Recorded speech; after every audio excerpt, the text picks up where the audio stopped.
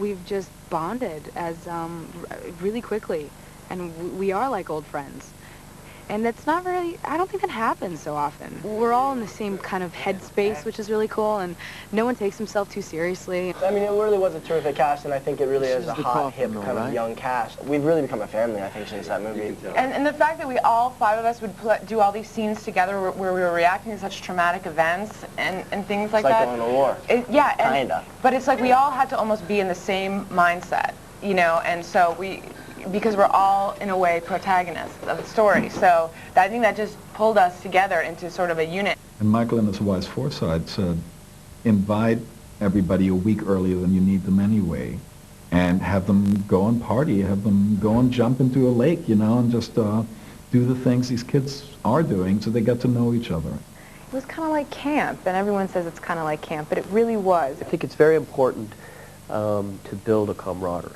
And especially if you're in a van with these kids, you need them to just kind of be with each other, hang out, have fun, and it'll just make the acting process easier, and it'll make it more believable when they're actually in that van. Tell me how much you love. How much? That much. That much? This much. That much. My favorite scene is the scene in the van, you know, the beginning, you know, the beginning of the film. It just, I really like that, you know, you got a chance to get to know these characters. Erica was the easiest person to scare. Yeah. I mean, you know, anytime, you know, she'd feel something coming near her shoulder, she'd pretty much. Yeah, one of the best screamers in the business. Yeah. Erica lives. She gets the award. I truly believe when she screams, she really screams. She's a squeamish girl. Just the actual shooting of it was so scary, just for your life. I mean, we could have died a lot of times, at a lot of moments. There's a guy with a running chainsaw running after them. It's loud as hell, and it feels real. The first time I saw Leatherface coming at me with a chainsaw was one of the scariest moments of my life. The guy who plays Leatherface, Andrew Bernarski, who's a really wonderful guy. He's totally insane. And really, I mean, the guy's insane. And he took on this character of Leatherface with such veracity and such vigor that... Constantly be yelling at the guy who's playing Leatherface. You know, you'd be going, okay, you're cutting into my back. You're cutting into my back. That's real flesh. Skin. That's skin. Yeah. Mess. He did things he shouldn't have done. He just had no accountability, no respect of you know, others, and it's a miracle that we all still have our ears. You're in the middle of shooting a scene also, and you know, it's terrifying. You know, you say cut, and your heart is still pounding. It was wild. I can honestly say it was wild.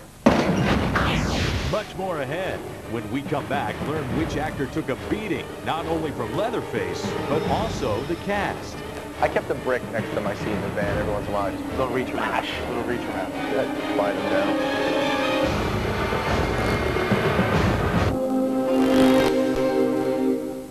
The mantra was, as it is a 70s period piece, let's not do anything they didn't do filmically in the 70s. You know, not just watch the dialogue, but don't do techniques and gimmicks that they wouldn't have done then. I've known about Marcus for many years, and then I heard he was interested. He came in with some very disturbing photos. I'm like, but he had some great ideas, and he's a very visual filmmaker.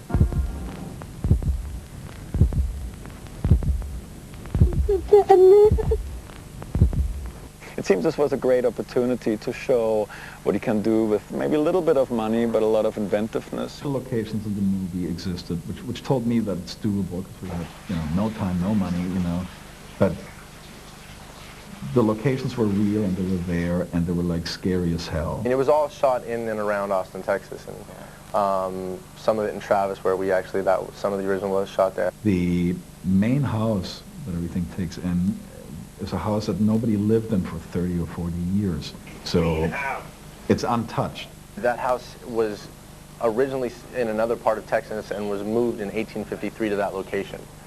And all of the belongings that the family that lived in there were still there. You'd walk in the closets and there'd be clothes and, you know, sheets on the bed. From 1930, diaries from the 1800s. There were shackles in the basement. Downstairs still. We'd walk into a scary place just to take a look at the location. Oh, Jesus! This was before Calm they cleaned down, out. Erica. They We're didn't just clean going it. to take a look. No one had been in there in 50 years, and it was before they cleaned it out. And there were animals and spiders, and it was very, very scary. It was, the locations were scary. The environment was just, it had that kind of, like a mist hanging over it of just weirdness. You know, it was just weird, and you kind of always felt like, you know, maybe some weirdo is just going to come running out of the woods who's, you know, not part of our crew and, like, you know, do something. You know what I mean? It was damn hot. Yeah, I mean, Yeah. and when we were, you know, we were the guys that were, all of us were like, no, we want to feel the heat. They had, like, you know, we could have had, like, air conditioning pumped in, and then after about 3 hours in there, you're just like, what the hell were we thinking? Jonathan Tucker wanted the air conditioning. Yeah, blown in. Tucker's, He's a big baby. You know, I'm from Boston, and I don't like that humid heat. And yeah, I was the jerk who did not want to be anywhere but in a nice air-conditioned room. I cannot do the heat. Like, it was a mess. You know, the kid just doesn't stop talking. the kid, I kept a brick next to my seat in the van. Every once in a while, I just little reach around, quiet him down. Coming up, more Texas Chainsaw Massacre mayhem when we return. I think you're going to be grossed out, terrified, really disturbed, and I think you're going to want to see it again. The slasher film at all. You know, I mean, if you look at it visually, it's beautifully shot. We didn't want it just to be blood squirting everywhere and guts and stuff like that. We really wanted it to be a thriller, a psychological thriller more than a slasher movie. I think one of the scariest things about the film is what you don't see. You know, there's a lot going on that, you know, will freak you out, but I just think, you know, they did a good job of getting inside your head. And it's amazing because, you know what, you don't actually see that much, but I bet you feel like you did. People guarantee that they've seen, like, I guarantee you I saw this blood or this guts or this brain stuff. And when you go back and think about it, or you really think about it, you know, I really didn't see that. In a movie like this, I look forward to see people jumping out of their seats right in front of me, and there's a certain joy in that. There are certain archetypal nightmares that people have, and one nightmare that is in everyone's bad dreams is being stuck in a place where you can't get out. And that's what the Texas Chainsaw Massacre is all about. I think you're going to be grossed out, terrified, really disturbed, and I think you're going to want to see it again. I think so. There's a lot more to it than just running around killing people. There really is. We're putting a lot more into it, and I think you might need to see it a couple times to catch it all. Thanks for joining our behind-the-scenes look at the Texas Chainsaw Massacre. Be here next time when we check out Charlie Sheen in Scary Movie 3. Where is my daughter? Are you mad? I am your daughter. No, you're not.